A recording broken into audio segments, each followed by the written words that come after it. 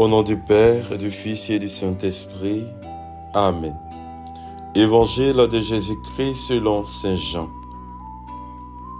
En ce temps-là, en sortant du temple, Jésus vit sur son passage un homme aveugle de naissance. Il cracha à terre et, avec la salive, il fit de la boue, puis il appliqua la boue sur les yeux de l'aveugle et lui dit: « Va te laver à la piscine de Siloé ». Ce nom se traduit « envoyé ». L'aveugle y alla donc, et il se lava. Quand il revint, il voyait.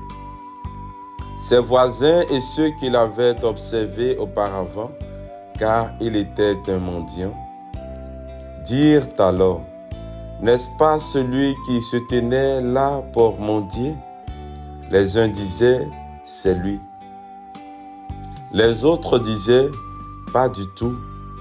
C'est quelqu'un qui lui ressemble. » Mais lui disait: « C'est bien moi. » On l'amène aux pharisiens, lui l'ancien aveugle. Or, c'était un jour de sabbat que Jésus avait fait de la boue et lui avait ouvert les yeux. À leur tour, les pharisiens lui demandaient comment il pouvait voir. Il leur répondit: « Il m'a mis de la boue sur les yeux, je me suis lavé et je vois. » Parmi les pharisiens, certains disaient: « Cet homme-là n'est pas de Dieu, puisqu'il n'observe pas le repos du sabbat. » D'autres disaient: « Comment un homme pécheur peut-il accomplir des signes pareils ?» Ainsi donc, ils étaient divisés. Alors, il s'adresse de nouveau à l'aveugle. « Et toi, que dis-tu de lui puisque tu as ouvert les yeux ?» Il dit: « C'est un prophète. » Il répliquait: « Tu es tout entier dans le péché depuis ta naissance, et tu nous fais la leçon. » Et il le jetait dehors. Jésus apprit qu'il l'avait jeté dehors. Il le retrouva et lui dit: « Crois-tu au Fils de l'homme ?» Il répondit: « Et qui est-il donc, Seigneur, pour que je croie en lui ?» Jésus lui dit: « Tu le vois, et c'est lui qui te parle. » Il dit: « Je crois, Seigneur. » Et il se prosterna devant lui. Acclamons la parole de Dieu. Louange à toi, Seigneur Jésus. Nous sommes au 4e dimanche du temps de carême de l'année A. Nous sommes en plein milieu du carême. Nous avons fait beaucoup d'efforts déjà, mais très souvent aussi, nous avons abandonné. Nous sommes découragés devant la difficulté à respecter nos engagements de carême. Mais aujourd'hui, l'Église nous propose un évangile qui pourrait nous aider et nous donner encore de l'ardeur pour continuer le chemin. En effet, l'Évangile nous propose de méditer l'action de Jésus à l'égard d'un aveugle de naissance et de surcroît mendiant, rejeté par la société, mais surtout rejeté par les guides religieux et les pharisiens. Et Jésus le récupère, le voit, le récupère et le guérit. L'action de Jésus nous interpelle donc aujourd'hui d'une manière particulière. En effet, Jésus est celui qui voit en premier sur son passage cet aveugle de naissance. Il pose sur lui son regard et il ne se contente pas simplement de le voir. Il le vit, il pose son regard sur lui et ensuite il se met en œuvre, en action pour le guérir. Il fait de la boue avec son propre crachat. Il met sur ses yeux et lui demande d'aller se laver. dans la piscine de Siloé. Le Christ donc est touché, sensible à la souffrance de l'homme, à la misère de cet homme. Et il se met en œuvre pour le guérir, pour qu'il retrouve la vue, pour qu'il retrouve sa dignité d'homme, pour qu'il retrouve sa place dans la société. Nous devons donc, nous aussi, comme le Christ, être attentifs à tous ceux qui sont sur notre chemin, à tous ceux que le Seigneur met sur notre passage. Soyons attentifs à la misère de l'homme, car très souvent nous passons notre chemin sans voir, sans faire attention. Nous passons notre chemin sans faire attention à la souffrance de l'homme, à l'aveugle sur notre chemin. Seigneur, ouvre mes yeux pour que je puisse voir l'aveugle sur mon chemin, le malade sur mon chemin, le souffrant sur mon chemin, le mendiant sur mon chemin.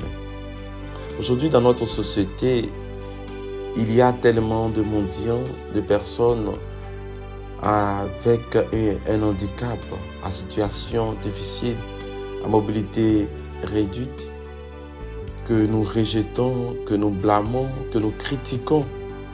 Souvent dans nos voitures, que nous critiquons. Alors, le Seigneur nous demande de changer notre regard et de faire attention. Il y a certainement d'autres qui abusent de la charité, qui ne sont pas vrais, qui inventent une situation de souffrance pour escroquer. Mais il y a aussi d'autres qui sont vraiment dans des situations difficiles.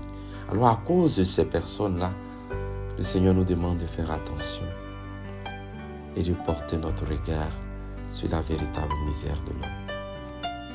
La deuxième articulation de cet évangile, c'est l'attitude de l'aveugle qui coopère, qui participe à sa propre guérison. Le Seigneur lui donne une recommandation, va te laver.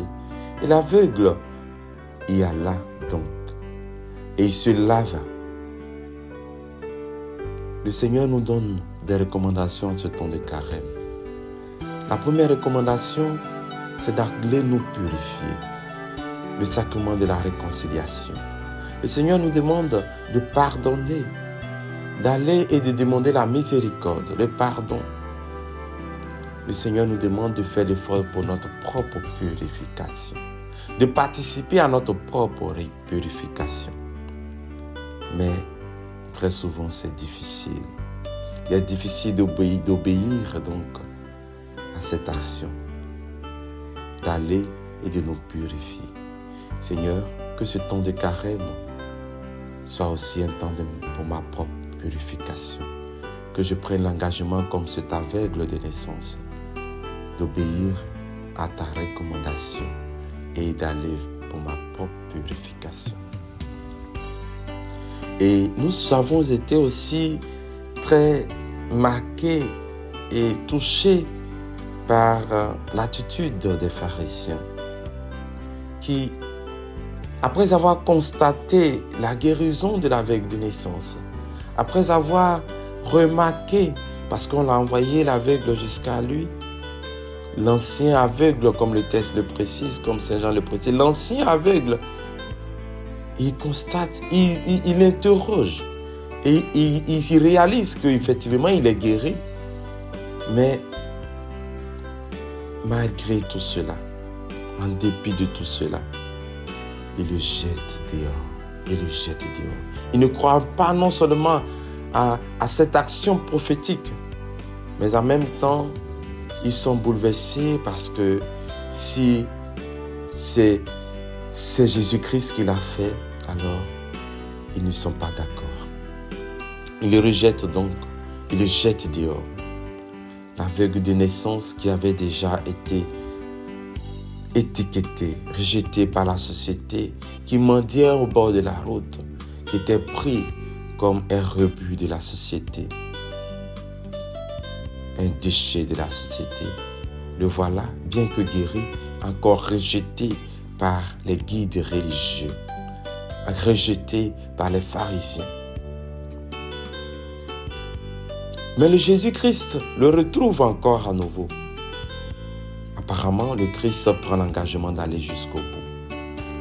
Parce que ce rejet pourrait encore le blesser et le plonger dans une dépression. Jésus-Christ le retrouve et lui demande, est-ce que tu crois? Et l'homme qui est guéri, qui a rencontré Jésus-Christ, devant lui, il fait sa profession de foi. Seigneur, je crois. Seigneur, je crois. Nous sommes donc tous, chers frères et sœurs, invités, comme cet aveugle de naissance, à dire, Seigneur, je crois. Je crois en toi parce que tu es capable de tout. Mais je crois, même quand personne ne veut m'accepter, quand je suis rejeté, abandonné, quand je suis étiqueté, alors Seigneur, tu es là et je te dis, je crois en toi. Parce que toi, tu m'acceptes tel que je suis, tu ne me rejettes pas. Mais mieux, tu prends l'engagement de me guérir, de m'accorder la vue, de me purifier et de me redonner ma dignité d'enfant de Dieu.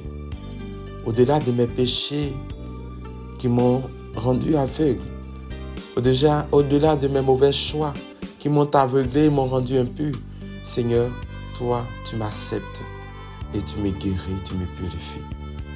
Merci Seigneur pour ce que tu fais. Merci pour ton engagement. Merci de me guérir et de me purifier.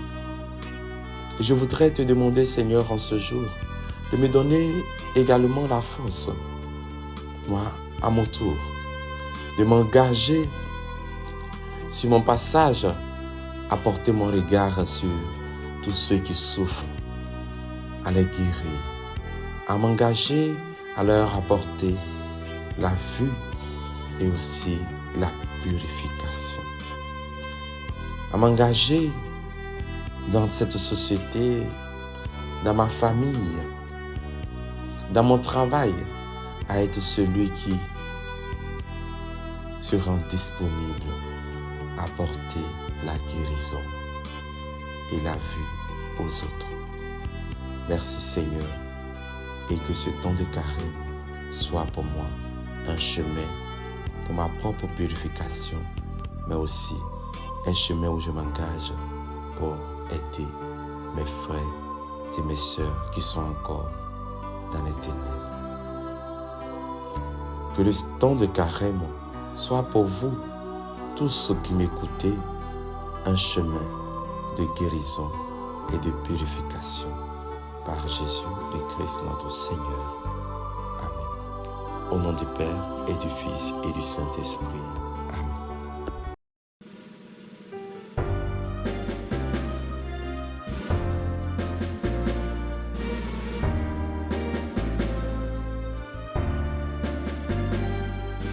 Allez partout, proclamez la bonne